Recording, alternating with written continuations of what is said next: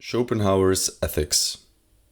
In the previous video, we talked about how Schopenhauer builds an entire metaphysical system, taking both Kant and our own bodies as a starting point. We discussed how, in Schopenhauer's Metaphysics, the world appears to us as both will and representation. We also saw how Schopenhauer concluded that the world as will must be undivided in space and time.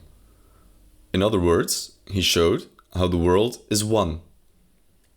The tragedy of our existence in the representation is that we fail to see this fundamental oneness of the universe.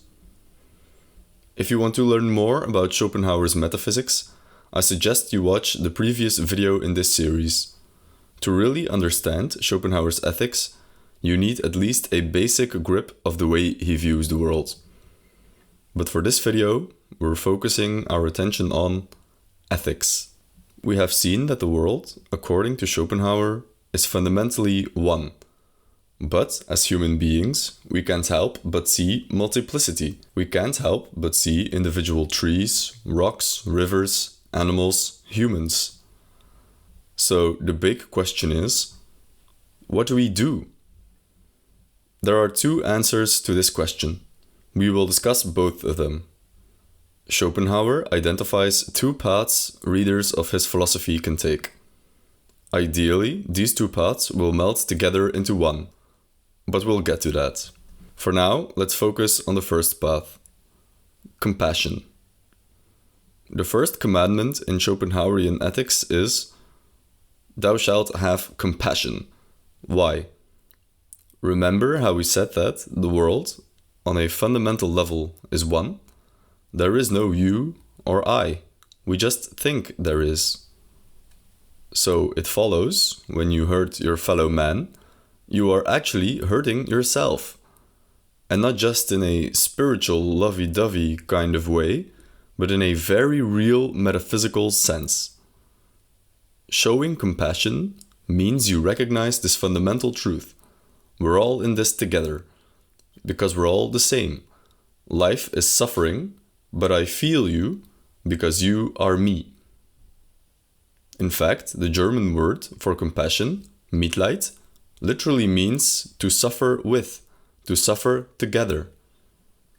Schopenhauer goes as far as to say that compassion, or sympathy, is identical with pure love, for which he also likes to use the Greek and biblical term agape, which is a kind of selfless, divine love opposed to eros, which is sexual or erotic love, which is fundamentally selfish in nature. All true and pure love is sympathy, and all love which is not sympathy is selfishness. Eros is selfishness, agape is sympathy. For Schopenhauer, selfishness is the root of all evil.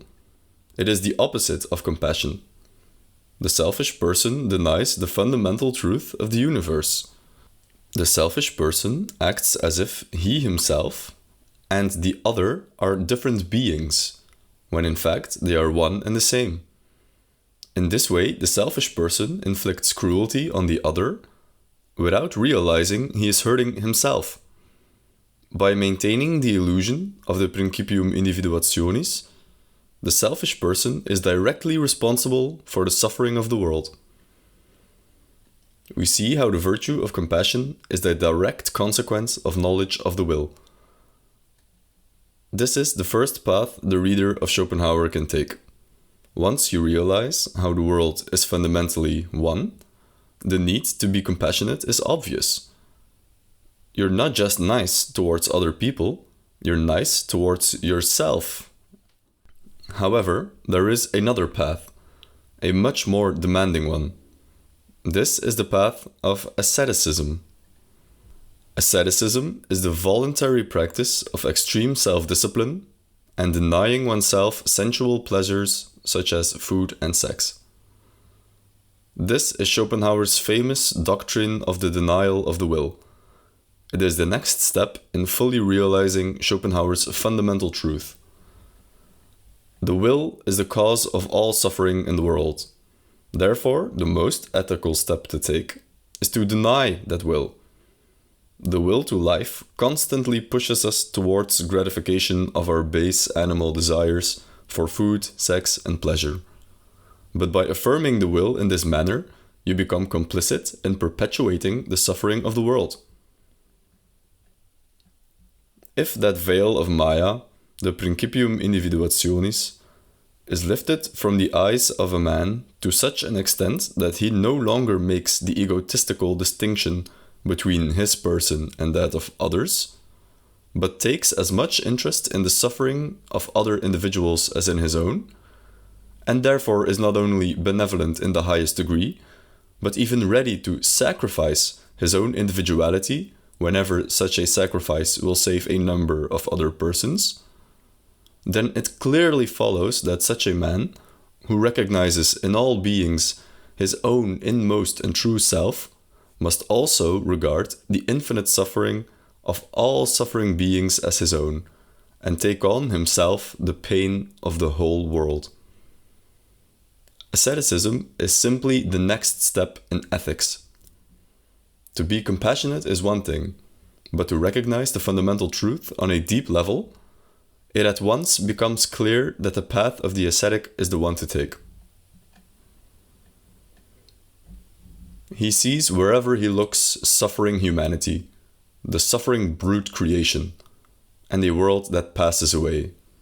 But all this now lies as near him as his own person lies to the egoist.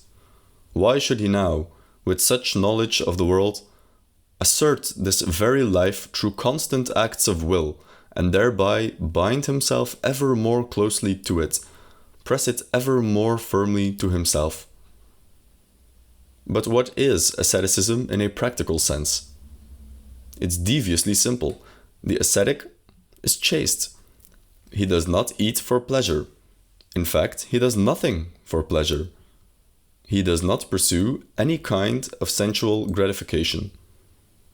And above all, the ascetic does not have children. Having children means you continue the suffering of the world in the highest degree, because you add yet another individual into the world who will be condemned to suffer. But luckily, Schopenhauer realizes this is an ideal. It simply asks too much of people. Schopenhauer realizes only a tiny fraction of humans will ever fulfill this ascetic ideal. His historical examples are scarce. Jesus Christ, the Buddha, Saint Francis of Assisi, and anonymous Indian and Christian monks. Asceticism is the ideal of the saint, and it is extremely rare and extremely demanding. Therefore, for the average person, Schopenhauer insists on compassion. Just start with being kind towards your fellow human beings and your fellow animals. This is the essence of Schopenhauerian ethics. First, compassion. Second, asceticism. His ethics are deceptively simple. They're not the result of complex rational thought or commandments from a deity. Schopenhauer's ethics are the immediate result of his metaphysics. They are crystal clear to whoever understands his metaphysical thought.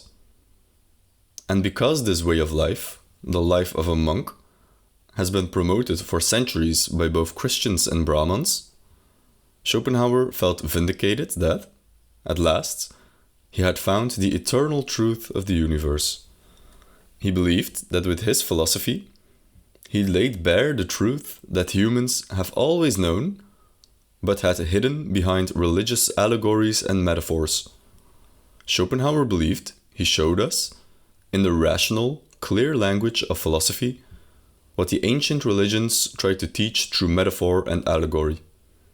In this sense, Schopenhauer believed he had solved philosophy and answered its two biggest questions: what can we know, and what can we do?